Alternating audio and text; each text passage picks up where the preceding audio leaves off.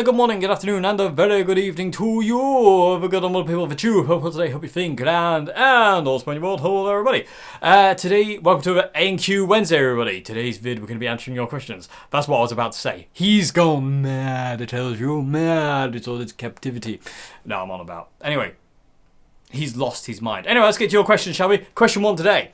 So, question one today is, what are your favourite licks or phrases from any solos by Jimi Hendrix / Stevie Ray Vaughan, John Frusciante, Billy Gibbons, Jimmy Page and Eric Clapton? If you could only choose one from each guitarist, what would they be? Okay. Guitar. Okay, so let's go through. So some of those guys I won't have licks from, but we'll start at the beginning. Jimi Hendrix. Jimmy's got loads of really cool licks, but probably one of my favourites is that one. I don't know how well you'll be able to hear that. It's where you bend up and you catch the other string. So kind of, it's like the who knows. That kind of thing. So that would be one of my favourite Jimmy licks, but I can't pick just one of any of these. It's ridiculous. It's just impossible to do. But that's one of my favourite Jimmy ones. Slash that one. No, not that one. That one's really cool. I like that one. That's a really... Oh, this one. That's a really cool Slash lick. John Frusciante... Oh, well, Stevie Ray Vaughan, sorry, is before that. Stevie... There's the ultimate Stevie lick, which is just that. That kind of thing. So that'd be kind of like Stevie. Or that. That kind of thing. John Frusciante, that's impossible to pick. There's so many John ones that I could go for. I don't know.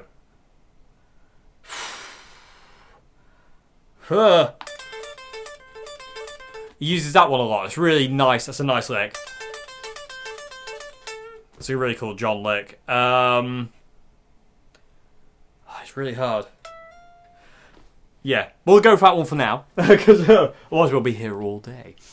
Billy Gibbons. Now, I don't really have any Billy Gibbons style licks I can think of, really. There's a lot of those kind of...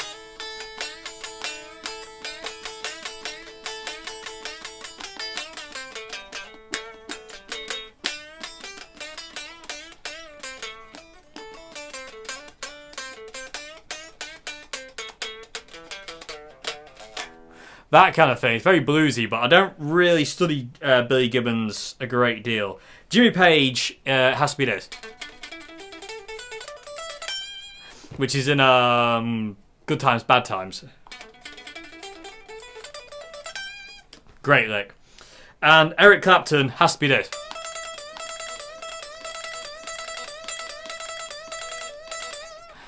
Love that. So, if I could only pick one, it'd be impossible. So there's many others that I can pick, to be honest with you. But they're kind of like some of the kind of licks that I do like from those artists. You also put, are there any phrases from solos you've struggled to get right? I can't think off the top of my head, to be honest with you. I really can't. I don't actually know of any. There is, actually, I tell a lie, there is one that's quite difficult in the Parallel Universe solo that John Frusciante does at Slane Castle, where he goes...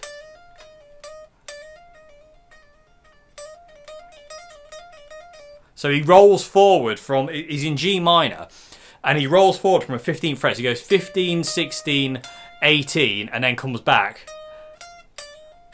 So 15, 16, 18, 18, 16, 15. On the B string, and it's quite hard to get it as kind of clean as he does, because what you end up getting is that kind of the backwards one, and you miss the forwards one, and that which is what it should be. And I sometimes end up messing it up and just going, instead of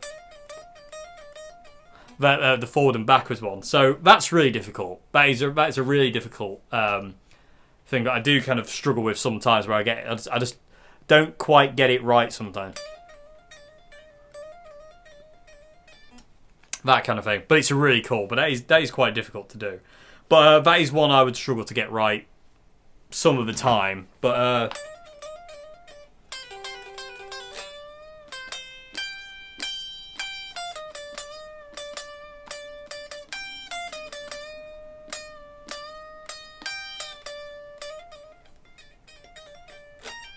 you know, so it kind of comes in at kind of an awkward time as well. So that's a difficult one to get right, but awesome. So that'd be some of my like favorite licks from those guitarists. I can't pick just one. It'd kind of be impossible. But that's kind of where I'm kind of going with that one. And phrases, that's a really difficult phrase. The little, because you're going forwards and backwards, and it's kind of counterintuitive in a way, but it's really, really cool. So yeah. So I hope that's such a question. I'm going to move on to question 2, final question of today. We will do more questions tomorrow. So question 2 is, I'm looking to buy a Marshall Studio Vintage, and I'm not sure whether I should get the amp head or combo. What would your thoughts be on both, and which one would you choose? Okay, so I would choose the head, but that's because I prefer heads over combos, as you can see behind me. I do like combo amps. I really do. I love combo amps. Boss Katana rules all. But head and cab is the way I always prefer to go, especially 412 cabs. You know, I've got my magic cab there. But it's kind of hard to say, really. What I would say is go and try both if you can. You know, if you're gonna get like the Marshall Studio Vintage and just a 1x12 cab, you might as well just go for the combo. But if you want something bigger like a 412 or a 212, then I would say head and cab. But I'm not really a big fan of how combos sound sometimes, and I've spoken about this in the past. Of especially open back cabs, I don't really like open back. I feel it loses a lot of bottom end and kind of low mids, and I don't really like that so much. So if it was up to me, I would pick head and cab, but that's me. The combo, I've not tried the combo because I can't exactly say if it's better or worse. I can't imagine it's worse or any better than the head. But what I would say is if you can, go and try these things out in a local shop to you. If you can go and try out the Studio Vintage combo and also the Studio Vintage head into a cab of your choice, then give that a go. Just to see where you get with it more than anything, really. Because like I say, I mean, if it's up to me, I'd go head and cab, but that's what I like. You know, it might not necessarily where you end up. I've gone through so many, combos and stuff like that until the Katana, actually, where I was just like, nope, back to the head and cab. It just works better for me and what I want to hear. I'd like it more. So yeah, I mean, it's kind of up to you, really. But like I say, if you're asking my opinion, I always say head and cab, but that's just me, and it might not work for you. Bear that in mind, okay? So yeah, but that's it. People of the Tube, put this question to you, actually. If any of you tried the Marshall Studio Vintage combo, let us know in the comment section what it was like. Let's try and help this guy out. Let us know in the comment section below what you thought to it. Did you think it was really good, or was it bad, not as good as whatever? Let us know if you've played one in the comment section below. Because I'm very curious to read your thoughts on this one. Like I say, I'm a head and a cab guy. I just love that combination. I always have. But it depends on what you want to use it for as well. If you want to use it for live, I'd probably say head and cab. If you want to use it for home use, I'd probably say combo. But then, I don't know. It's really hard to say, really. You're going to have to go and try it for yourself and to see where you end up, really. Just kind of like go to a shop, spend a few minutes with each and just see how you feel.